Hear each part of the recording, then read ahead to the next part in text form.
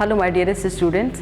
Last class में हमने pronoun के पार्ट फर्स्ट के बारे में बात किया था, जिसमें नॉमिनेटिव प्रोनाउन के बारे में डिस्कशन हुई थी। आज के क्लास में हम लोग ऑब्जेक्टिव और रिफ्लेक्सिव के बारे में बात करेंगे, जो कि प्रोनाउन का सेकेंड और थर्ड पार्ट्स है। तो उसमें देखते हैं हम लोग प्रोनाउन के पार्ट सेकेंड में जो फर्स्ट पार्ट होगा वो हम लोग बात करेंगे ऑब्जेक्टिव प्रोनाउन के बारे में। देखिए, ऑब्जेक्टिव प्रोनाउन नाम से ही पता चल रहा है कि किसी ऑब्जेक्ट के बारे में बोलने की कोशिश कर रहा है। ऑब्जेक्ट का मतलब होता है कर्म, यानी कि इसका मतलब हो गया आपका कर्मवाचक सर्वनाम। जिसको थोड़ी सी हिंदी में परेशानी होती है, they can get the help from there.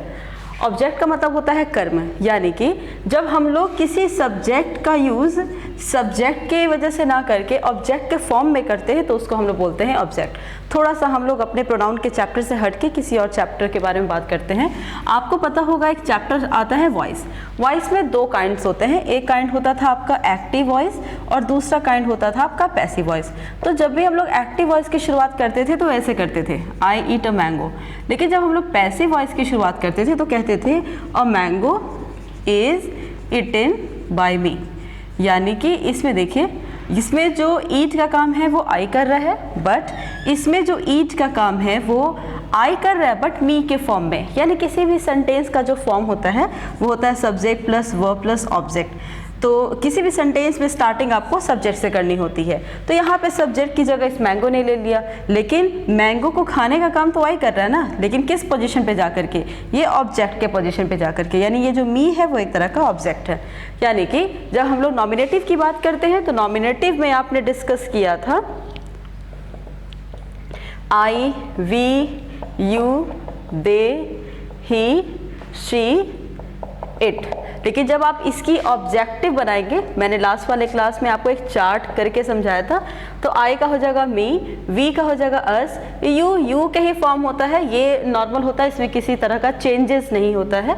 दे में हो जाएगा आपका देम, ही में हो जाएगा आपका हिम, शी में हो जाएगा हर और इट में हो जाएगा नथिंग। यानी कि ये सारे काइंड्स जो हैं वो हैं आपके नॉमिनेटिव फॉर्म्स और ये सारे के सारे काइंड्स हैं आपके ऑब्जेक्टिव फॉर्म। यानी कि सेकेंड वाले पार्ट्स में, प्रोनाउन के सेकेंड वाले पार्ट्स में हम लोग इन ऑब्जेक्टिव प्रोनाउन के बारे में डिस्कस कर रहे हैं। अब इसके ऊपर रूल्स भी कई सारे आते हैं। कभी कभी प्रॉब्लम क्या होती है, जब एग्जामिनेशन में कॉमन एरर करके क्वेश्चंस पूछता है तो हम बेसिकली समझ नहीं पाते कि कॉमन एरर कौन से चैप्टर से आता है। I mean that is a kind of online classes, I have to manage this mike और this everything, so sometimes I am feeling very uncomfortable, please don't mind. Objective में क्या होता है, एग्जामिनेशन में जब कॉमन एरर के questions आते हैं तो बेसिकली आप इतना सोच नहीं पाते कि ये कॉमन एरर का क्वेश्चंस आया कहाँ से है। तो पहले आपको क्या करना होता है, ये समझना होता है कि ये जो क्वेश्चंस है वो कौन से चैप्टर से लिंक कर सकता है। लेकिन ज़रूरी नहीं है, जैसे मैंने अभी आपको ये ऑब्जेक्टिव प्रोनाउन का केस बताया है, लेकिन यही ऑब्जेक्टिव मैंने वॉइस से भी केसेस बताए हैं। तो आपको क्या करना पड़ता है, ऑब्जेक्टिव से जितने भी रूल्स हैं उसके बारे में आपने एक नोट्स बना लिया। अब उससे रिलेटेड जितने क्वेश्चंस आते हैं वो भी आप एक उसके पास में रख लीजिए कि इस तरह के रूल से इस तरह के क्वेश्चंस आ सकते हैं। इसके लिए आपको क्या करना होगा, थोड़ा प्रीवियस ईयर के पेपर्स देख लीजिए। जैसे यदि आप एयरफोर्स में हैं, एसएससी में हैं, बैंक्स में हैं, जिस भी एरिया में हो आप, डजंट मैटर, क्योंकि इंडिया में जितने भी एग्जामिनेशन कॉम्पिटिशन लेवल के हैं सबकी इंग्लिश, मैथमेटिक्स और रीजनिंग लगभग सेम है। एक आध चैप्टर इधर उधर हो सकता है, बट आपका जो कंटेंट है वो तो सेम ही हम लोग डिलीवर करते हैं आपको। तो जब आप कोई भी एग्जामिनेशन की प्रिपरेशन करिए तो पहले प्रीवियस ईयर वाले पेपर आप कलेक्ट कर लीजिए।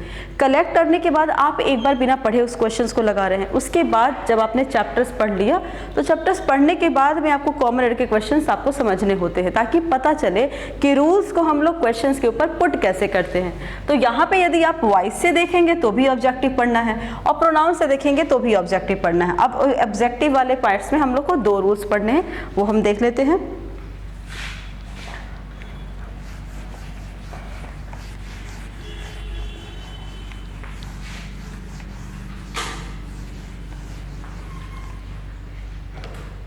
पहला रूल आपका ये है कि देखिए, जब भी आप किसी तरह की प्रीपोजिशन की बात करेंगे तो इसके बाद यदि हम लोग को प्रोनाउन रखने की ज़रूरत पड़ेगी तो याद रखिए वो प्रोनाउन हमेशा ही ऑब्जेक्टिव फॉर्म में होना चाहिए।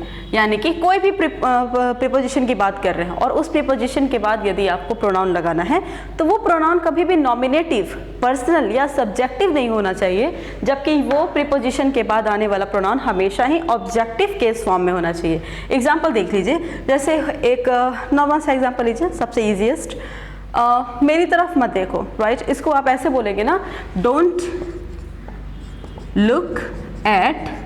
अब यहाँ पे क्या आई करोगे आप? यहाँ पे तो आई कर नहीं सकते आप, बिकॉज यहाँ पर ये जो एट है वो एक तरह का प्रीपोजिशन है। और मैंने भी आपको बताया कि जब आप प्रीपोजिशन की बात करते हो तो प्रीपोजिशन के बाद आने वाला जो सस्टेंस होता है वो होना चाहिए हमारा ऑब्जेक्टिव, यानी कि जो आई है उसका आपको मी में कन्वर्ट करना होता है, यानी आंसर होना चाहिए डोंट लुक एट मी। अब देखिए सेंटेंस में आप चाहे जितने भी प्रोनाउन का यूज़ कर रहे हैं, लेकिन सारे के सारे प्रोनाउन जो होना चाहिए वो ऑब्जेक्टिव फॉर्म में होना चाहिए। जैसे यदि आप बोल रहे हैं Ram is sitting between you and I. अब देखिए Ram is the subject, is इसका एक्सिलरी वर्ब हो गया, सिटिंग इसका मेन वर्ब हो गया जो इसके अकॉर्डिंग है, बिटवीन हो गया आपका प्रीपोजिशन, यानी यही से हमारा रूल्स स्टार्ट होगा। बिटवीन आपका क्या है? प्रीपोजिशन। और अब आप माइंड में ये चीज़ बैठा के रखिए कि जब हम बिटवीन की बात करते हैं तो उसके बाद हम लोग को यूज़ करना होता है प्रोनाउन की। अब देखिए ये प्रोनाउन आ गया, बट ये प्रोनाउन कैसा है? ये प्रोनाउन नॉमिनेटिव भी है और ऑब्जेक्टिव है, यानी इनमें आपको कोई भी चेंजेस नहीं करना है। बट आई में है आपका, आई फिलहाल एक नॉमिनेटिव है और मैंने अभी आपको यहाँ पे नॉमिनेटिव करने के लिए मना किया है, तो अभी आप क्या करोगे? उस नॉमिनेटिव को हम लोग ऑब्जेक्टिव केस में चेंज कर देंगे, यानी आई को हटा के आप मी कर देंगे। एक बात और ध्यान से देखिए, बिटवीन एक तरह का प्रीपोजिशन है, तो इस तरह का जो क्वेश्चन है वो प्रीपोजिशन से टैग होकर के भी आ सकता है, या फिर यदि प्रीपोजिशन की बात प्रीपोजिशन के अलावा जिस भी चैप्टर में की गई हो उस चैप्टर विशेष से भी आ सकता है। यानी जब आप किसी प्रीपोजिशन के बारे में पढ़ रहे हैं तो ध्यान दीजिएगा, वो प्रीपोजिशन के बारे में आप प्रीपोजिशन के ही रूल स्टक मत करिए, जबकि जितना चैप्टर उसे बिलोंग करता है। अभी देखिए यहाँ बिटवीन के बारे में मैंने बात किया, और आप जब प्रीपोजिशन में जाके पढ़ेंगे तो प्रीपोजिशन ये बताता है कि जब भी आप बिटवीन की बात करेंगे तो बिटवीन हमेशा दो बंदों की बात करता है, यानी कि मैंने दो ही बंदों की बात की है। अगर यहाँ पे मैं दो से ज़्यादा बंदों की बात करूँ, जैसे यू, आई एंड ही, तब तो वो गलत हो जाएगा प्रीपोजिशन के हिसाब से, लेकिन यहाँ पे प्रीपोजिशन के हिसाब से प्रोनाउन गलत हो रहा है। तो अपना जो स्टडी मटेरियल्स या जो स्टडी मेंटालिटी है उसको कंजर्व करके मत रखिए, उसको थोड़ा सा आपको एक्सपोज करना पड़ेगा अपने नॉलेजेस को, कि आप प्रीपोजिशन पढ़ रहे हैं तो प्रीपोजिशन में ही स्टक मत रहिए। हाँ, नोट्स बनाते टाइम आप स्टक हो सकते हैं, लेकिन जब आप कॉमन एरर बना रहे हैं तो कभी भी कॉमन एरर में आपका माइंड स्टक यदि हो जाएगा तो क्वेश्चंस आप गलत बना सकते हैं। इसलिए हमेशा ये बात आप अपने दिमाग में रखिए कि आप एक कंपटीशन फील्ड की तैयारी कर रहे हैं, आप कोई सेमेस्टर्स का या फिर किसी क्लास का टेस्ट नहीं दे रहे हैं कि आपके पास इतना सिलेबस है और उतने सिलेबस से ही क्वेश्चंस पूछा जाना है, ऐसा बिल्कुल नहीं है। आपके पास एक बहुत लंबा चौड़ा सिलेबस है जिसमें कई सारे सब्जेक्ट्स हैं, उन कई सारे सब्जेक्ट्स में कई सारे चैप्टर्स हैं, तो ध्यान में रखिएगा कि जो भी चैप्टर को मैं पढ़ रहा हूँ क्या वो चैप्टर इस चैप्टर के अलावा भी कहीं आ रहा है, और यदि आ रहा है तो आप उसको एक स्पेशल साइन से रिप्रेजेंट करिए। रेड यूज़ कर सकते हैं, ब्लू यूज़ कर सकते हैं, ताकि आपका नोट्स बहुत अच्छा बने और आप जब कॉमन एरर, इम्प्रूवमेंट या किसी तरह का सेंटेंस कंप्लीशंस का क्वेश्चंस कर रहे हैं तो उसमें कहीं कोई मिस्टेक्स आपसे ना हो जाए। यहाँ पे मैंने आपको बताया है कि प्रीपोजिशन के बाद हमेशा प्रोनाउन का यूज़ करते हैं, तो आप इस तरह से इसको आप एक तरह के बॉक्स में पैक कर दीजिए। और यदि इसी प्रीपोजिशन से कोई रिलेटेड रूल आपको आगे देखने मिल सकता है तो आप यहीं आसपास लिख दीजिए ताकि प्रीपोजिशन एक पास हो जाए। दूसरा जो रूल्स है आपके ऑब्जेक्टिव प्रोनाउन में, ये आपको समझ में आ गया? एक बार फिर से बता दूं, जब भी प्रीपोजिशन की बात करते हैं, अब प्रीपोजिशन क्या होता है थोड़ा बहुत आपको पता होगा, वरना इन फ्यूचर हम लोग इसको भी डिस्कस करेंगे। प्रीपोजिशन के बाद हमेशा प्रोनाउन जो होती है वो ऑब्जेक्टिव फॉर्म में होती है। ऑब्जेक्टिव फॉर्म पूरा याद कर लीजिएगा, आई का क्या होता है, वी का क्या होता है, दे का क्या होता है, ठीक है। सेकंड जो रूल्स है आपका, सेकंड वाला जो रूल है वो है जब भी हम लेट की बात करते हैं तो लेट के बाद हमेशा आपको क्या करना होता है? ऑब्जेक्टिव फॉर्म्स का यूज़ करना पड़ता है, यानी ऑब्जेक्टिव प्रोनाउन का प्रयोग आपको करना पड़ता है लेट के बाद में, ठीक है। अब एक चीज़ याद रखिएगा, लेट क्या होता है आपको इसके बारे में जानकारी होना चाहिए। जब आप लेट को गूगल पे या फिर डिक्शनरी में सर्च करिएगा तो वहाँ पर होता है करने देना, यानी अलाउ करना, बट ये एक कंप्लीट डेफिनेशन नहीं हो सकता है। देखिए, जब लेट का यूज़ आप फर्स्ट पर्सन के साथ करते हैं, फर्स्ट पर्सन के साथ प्लूरल में करते हैं, तो इसका मतलब हो जाएगा सजेस्ट या प्रपोज। लेकिन यदि आप लेट का प्रयोग किसी हर एक पर्सन में करिए, यानी कि यू में करिए, आई में करिए, ही में करिए, ईटीसी, यानी वी छोड़ के सब में करिए, तब यही जो लेट होता है वो या तो अलाउ में कन्वर्ट हो जाएगा या तो रिक्वेस्ट में कन्वर्ट हो जाएगा। यानी कि यदि आपसे कोई पूछेगा कि लेट का क्या डेफिनेशन होता है तो आप बताइएगा कि यदि लेट का यूज़ मैं फर्स्ट पर्सन के प्लूरल फॉर्म में करूँगा, यानी कि वी के साथ करूँगा, तब सेंस हो जाएगा सजेस्ट या फिर प्रपोज का। एक एग्जाम्पल देख लीजिए, जैसे आपने कहा let us go to the market. अब देखिए, मैंने यहाँ पे क्या किया, अस किया, ठीक है। और अभी मैंने आपसे क्या बताया कि लेट के बाद ऑब्जेक्टिव प्रोनाउन का यूज़ होता है। अस कौन है? अस जो है वो वी का ऑब्जेक्टिव प्रोनाउन है, यानी वी हो गया नॉमिनेटिव, अस हो गया आपका ऑब्जेक्टिव। तो यहाँ पर let us go to the market में कोई पूछेगा कि सेंस कैसा है, तो आपको बता रहे हैं कि वहाँ पर जो सेंस है वो प्रपोज या फिर सजेस्ट का है। लेकिन यदि मैं बोलूँ let me go to the market, अब आपसे कोई पूछे बताओ इस क्वेश्चंस का या इस सेंटेंस का क्या सेंस है, तो आपको बताना है कि लेट के साथ मी आया हुआ है, ठीक है, यानी इसका सेंस जो हो जाएगा वो हो जाएगा आपका रिक्वेस्ट का या फिर किसी तरह का परमिशन आस्क करने का। यानी कि जब आपसे लेट का कोई भी पूछेगा इन अ शॉर्ट डेफिनेशन तो सीधा सीधा बोलिए ऑर्डर या रिक्वेस्ट। लेकिन यदि इससे थोड़ा सा अच्छे से क्वेश्चंस पूछा जा रहा है, कोई आपको बोलता है एक्सप्लेन करके समझा, तो अच्छे से पूरे इसको डिस्कस करिएगा। तो सेकंड वाला जो रूल है वो है कि यदि आप लेट की बात करते हो तो लेट के बाद में हमेशा आपको ऑब्जेक्टिव फॉर्म्स ऑफ प्रोनाउन का यूज़ करना पड़ता है। एक एग्जांपल देख लेते हैं, जैसे आपने कहा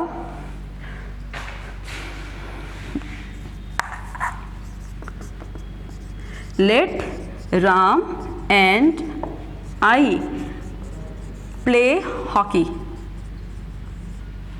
ठीक है, let Ram and I play hockey. देखिए, लेट का यूज़ कर दिया। अब मैंने आपसे कहा कि जब आप लेट का यूज़ करो तो लेट के बाद में कभी भी नॉमिनेटिव यूज़ मत करो, जब भी यूज़ करना है ऑब्जेक्टिव यूज़ करो। अब देखिए, जो राम है वो नॉमिनेटिव तो है, लेकिन कैसा है, ये प्रोनाउन नहीं है, ये नाउन है, प्रॉपर नाउन है, आप इसको ऐसे जाने दो। बट दूसरा जो आई है ये तो प्रोनाउन है, वो भी प्रोनाउन कैसा है, नॉमिनेटिव। तो आप इस आई को हटा के चेंज कर दीजिए मी में, यानी आपका आंसर क्या हो जाएगा, let Ram and me play hockey. देखिए, जब आप सीडीएस का या फिर एयरफोर्स के पेपर दीजिएगा तो यहाँ से क्वेश्चंस बहुत पूछे जाते हैं, ठीक है। और जब आप एनडीए के क्वेश्चंस करेंगे तो एनडीए में जो नंबर ऑफ क्वेश्चन होता है बहुत ही जस्ट शॉर्ट होता है, 50 होते हैं। तो उसमें क्या करते हैं वो लोग, क्वेश्चंस देते टाइम बहुत ही स्पेसिफिक चैप्टर को टच करना पसंद करते हैं। मैं ये बिल्कुल नहीं कह रही कि यहाँ से क्वेश्चंस नहीं आता है, क्वेश्चंस कहाँ से आता है इसकी जिम्मेदारी आपकी है कि आप एक बार सारे क्वेश्चंस को एग्जामिन कर लीजिए कि कैसे क्वेश्चन आते हैं। तो ये जो सेकेंड वाला पार्ट था वो ये बताता है कि जब हम लेट का यूज़ करेंगे तब ऑब्जेक्टिव प्रोनाउन होना चाहिए, और जब हम लोग प्रीपोजिशन का यूज़ करेंगे तो भी होना चाहिए। तीसरा रूल देख लीजिए, इसमें थोड़ा सा कंफ्यूजन आपको हो सकता है। मैंने आपको नॉमिनेटिव प्रोनाउन वाले चार्ट में बताया था कि जब भी आप देन का यूज़ करेंगे तो हमेशा देन के बाद होना चाहिए नॉमिनेटिव।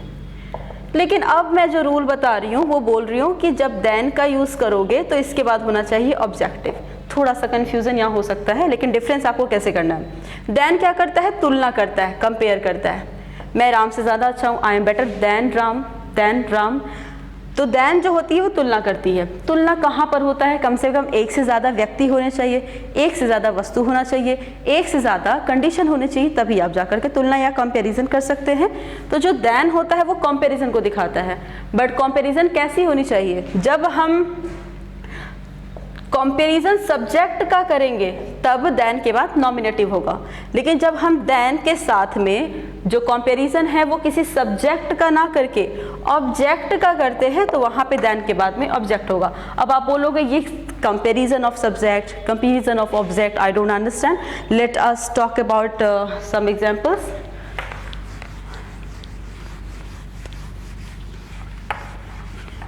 पहला एग्जाम्पल देखिए, Ram is better than he और him, such a question this is.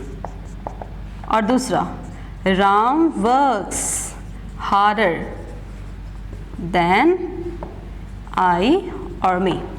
दोनों ही जगह मैंने देन दिया है और दोनों ही जगह मैंने आपको ऑप्शंस दिया है कि नॉमिनेटिव होगा कि ऑब्जेक्टिव, नॉमिनेटिव होगा कि ऑब्जेक्टिव। अभी आपको मैंने क्या बताया कि जब आप कंपैरिजन कर रहे हैं, तुलना कर रहे हैं, तो तुलना यदि सब्जेक्ट की होती है, कर्तावाचक तुलना होगी तो हम लोग को यूज़ करना है नॉमिनेटिव। लेकिन कर्तावाचक तुलना ना हो करके हम किसी कर्म की ऑब्जेक्ट की तुलना करते हैं, कंपेरिजन करते हैं, तो वहाँ पे होना चाहिए हमारा ऑब्जेक्टिव प्रोनाउन। अब देखिए यहाँ पे मैंने कहा राम जो है वो ही से बेटर है, यानी तुलना किसकी है, राम की और ही की तुलना है।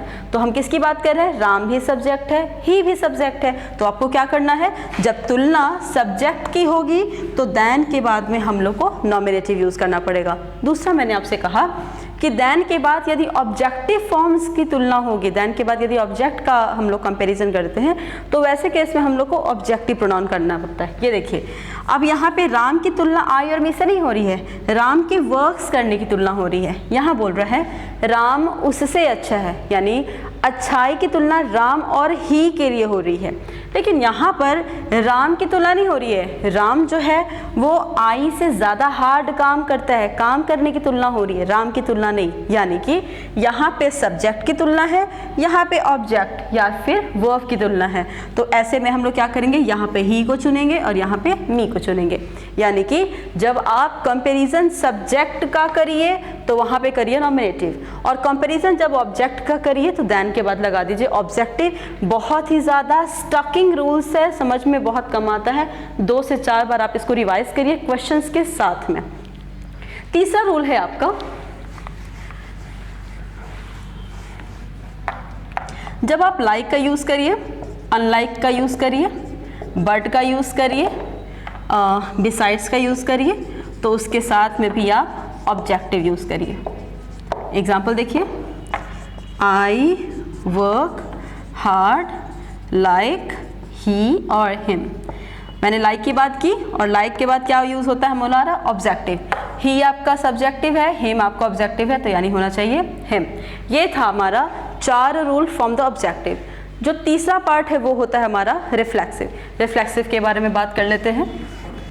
मुझे बोर्ड इरेज करना पड़ रहा है, अगर आपको नोट्स करना है पाउज कर करके आप जितना है आप नोट्स वो आप क्रिएट कर सकते हैं। तीसरा पार्ट है हमारा रिफ्लेक्सिव। एक चीज़ मैं बता दूं, कुछ किताबों में क्या किया गया है, रिफ्लेक्सिव को और एम्फेसाइज को, एम्फैटिक को अलग अलग 2 नाम से यूज़ किया गया है, बट ये गलत है। रिफ्लेक्सिव और एम्फैटिक 2 शब्द अलग अलग जरूर हैं, बट यदि हम इसका ग्रामर रूल्स देखेंगे तो दोनों सेम हैं। देखिए, रिफ्लेक्सिव क्या करता है, रिफ्लेक्स करता है। रिफ्लेक्स मतलब किसी सेंटेंस को जोर देने का काम करता है। जैसे मैं बोलूँ मैं काम करती हूँ, सच ए नॉर्मल सेंटेंस, मैं अपना काम खुद करती हूँ, तो ये एम्फेसाइज है, ठीक है। तो जब हम लोग सेंटेंस पे थोड़ा सा एम्फेसाइज करते हैं, प्रेशर क्रिएट करते हैं, तो वैसे केस में हम लोग यूज़ करते हैं रिफ्लेक्सिव या फिर एम्फैटिक। इसका एग्जाम्पल जो है वो है, इसका एग्जाम्पल है माई सेल्फ। सेल्फ वर्ड लगा रहेगा तो समझ लीजिएगा कि ये है हमारा reflexive. My self, your self, याद रखिएगा 2 योर सेल्फ होते हैं, एक योर सेल्फ और एक योर सेल्फ। तुम अपना काम करते हो तो योर सेल्फ सिंगुलर, तुम सब अपना काम करते हो तो प्लूरल, यानी कि VES, ठीक है। नेक्स्ट पॉइंट, मैंने नाउन वाले चैप्टर में आप लोगों को बताया था कैसे सिंगुलर से प्लूरल हम डिस्कस करते हैं। तीसरा हमारा हिमसेल्फ, हरसेल्फ, ourself, etc. यानी कि these are the examples of emphatic और the reflexive pronoun। अब इसके कुछ जो रूल्स है वो डिस्कस कर लेते हैं। देखिए, इधर बोर्ड खाली है। देखिए, पहला, कभी भी यदि आपको सेंटेंस की शुरुआत करना है तो रिफ्लेक्सिव से नहीं करना, ठीक है। अब देखिए, हम कभी कभी क्या करते हैं, जब हम लोग इंटरव्यू में जाते हैं, किसी को एक लाइट सा इंट्रोडक्शन देते हैं, तो स्मार्टली डिस्कस करते हैं my self Ambika, right, that is wrong. आपको बोलना है आई माई सेल्फ अंबिका। यानी ये माई सेल्फ किसको एम्फेसाइज करेगा? आई को एम्फेसाइज करेगा, आई को रिफ्लेक्स करेगा। तो कभी भी जो हम स्मार्टली आंसर करते हैं माई सेल्फ, योर सेल्फ, एकदम सेंटेंस के स्टार्ट में, वो गलत है। कभी भी सेंटेंस की शुरुआत रिफ्लेक्सिव से नहीं करना है। पहले सब्जेक्ट आएगा, उस सब्जेक्ट को रिफ्लेक्स करने के लिए रिफ्लेक्सिव आएगा, ठीक है। जैसे मैं मेरा काम खुद करता हूँ, तो आप ये नहीं बोलोगे my self do my work, that is wrong. ये माई सेल्फ किसको एम्फेसाइज करेगा? आई को। यानी आप बोलेंगे I myself do my work. एक चीज़ और, जब आप इंटरव्यूज़ में जाते हैं तो किसी तरह का गवर्नमेंट या किसी तरह का कमीशंस में इंटरव्यू देते हैं, तो अपने ग्रामर को बहुत ही सुरक्षित रखिए। बट वैसी जगह जैसे किसी मल्टीप्लेक्स में जो नेशनल कंपनीज़ होती हैं या फिर किसी भी प्राइवेट कंपनीज़ होती हैं, उन्हें आपके ग्रामर से कोई मतलब नहीं है। यानी वहाँ पे वैसे केसेस में आप ये सब बोलिए, चलता है। बट यदि आप किसी तरह के गवर्नमेंट की तैयारी कर रहे हैं, गवर्नमेंट एग्जाम्स की, तो आपको आपके ग्रामर पे बहुत ज़्यादा फोकस रहना पड़ेगा। तो पहला पॉइंट है, कभी भी सेंटेंस की शुरुआत रिफ्लेक्सिव से नहीं करना है। जब भी करना है, रिफ्लेक्स अपने सब्जेक्ट के लिए यूज़ करेगा, ठीक है। यानी पहले आई, वी, यू, दे, उसके बाद myself, herself, himself, ourself, yourself, ETC। यानी हमेशा सेंटेंस की शुरुआत सब्जेक्ट देन रिफ्लेक्सिव। दूसरा, कुछ ऐसे मेन वर्ब होते हैं जो बताएगा कि मेरे बाद में यूज़ करो रिफ्लेक्सिव। वो मेन वर्ब कौन कौन से हैं? प्राइड हैं, एक्वीट हैं, एंजॉय हैं, एब्सेंट है, प्रेजेंट है, ETC। यानी इन सभी के बाद में हमेशा आपको यूज़ करना पड़ता है रिफ्लेक्सिव। और इस तरह के पॉइंट जो है एनडीए बहुत ही ज़्यादा पूछता है। एग्जाम्पल देखिए, I will go there and enjoy, is it right? Enjoy बोला ना, और एंजॉय के बाद हमको क्या चाहिए? रिफ्लेक्सिव चाहिए। रिफ्लेक्सिव हमेशा किसका होता है? सब्जेक्ट का रिफ्लेक्सिव होता है। सब्जेक्ट आई है ना, तो आई का रिफ्लेक्सिव सब्जेक्ट क्या हो जाएगा? My self. यानी कि हमेशा इन सारे के सारे मेन वर्ब के बाद में हमेशा आपको रिफ्लेक्सिव प्रोनाउन का यूज़ करना पड़ता है। लेकिन दूसरा, कुछ ऐसे मेन वर्ब्स होते हैं जो बताते हैं कि मेरे बाद में रिफ्लेक्सिव यूज़ नहीं करना। वो कौन कौन से हैं? वो हैं आपके, ये लिखती हूँ, कुछ ऐसे मेन वर्ब्स हैं जो बोलते हैं कि मेरे बाद में रिफ्लेक्सिव प्रोनाउन यूज़ नहीं करना है। यानी myself, yourself, self जैसे वर्ड मेरे बाद यूज़ मत करो। वो है word roll, gather, hide, feed, ETC। यानी इन सभी के बाद यदि रिफ्लेक्सिव लगा है तो हटा दो, और इन सभी के बाद रिफ्लेक्सिव नहीं लगा है तो लगा दो, ठीक है। इसके बाद में लगाना है और इसके बाद में हटा देना है। एग्जाम्पल देखिए कैसे है। आपने बोला I was hiding myself behind the door when my friends came. See, this is all the example. मैंने आपसे क्या कहा? उन सारे वर्ड के बाद रिफ्लेक्सिव नहीं चाहिए और पहले सारे वर्ड के बाद रिफ्लेक्सिव चाहिए। तो यहाँ पे क्या किया? हाइडिंग शब्द के बाद ये माई सेल्फ लगा है जो कि गलत है ग्रामेटिकली, तो आप क्या करेंगे? यहाँ से इसको हटा दीजिए। इस तरह के क्वेश्चन, इस तरह के क्वेश्चन, इस तरह के क्वेश्चन इम्प्रूवमेंट ऑफ सेंटेंस में या फिर एरर ऑफ सेंटेंस में आ सकता है। इसलिए अपने रूल्स को बहुत ही ज़्यादा स्पेसिफाइड रखिएगा। जो नेक्स्ट वाला पॉइंट है वो है हमारा रिलेटिव, और इसके बारे में हम लोग बात करेंगे नेक्स्ट वाले सेशन में। फिलहाल यही सेशन बहुत ही बड़ा हो जाता है। नॉमिनेटिव, ऑब्जेक्टिव, रिफ्लेक्सिव ही सबसे बड़ा है। बाकी के जो पार्ट्स है बहुत ही स्मॉल है, एक एक, दो दो, तीन तीन रूल ही ऐसे सब में बनते हैं और समझना बहुत ही आसान होता है। तो इसके बाद जो है वो सारा का सारा मैं एक ही सेशन में कवर कर दूंगी। अभी के लिए आप इतना अच्छे से रिवाइज कर लीजिएगा। नेक्स्ट जब भी आपका सेशन होगा उसके साथ में ज्वाइन कर लीजिएगा। तब तक के लिए have a nice time, take care.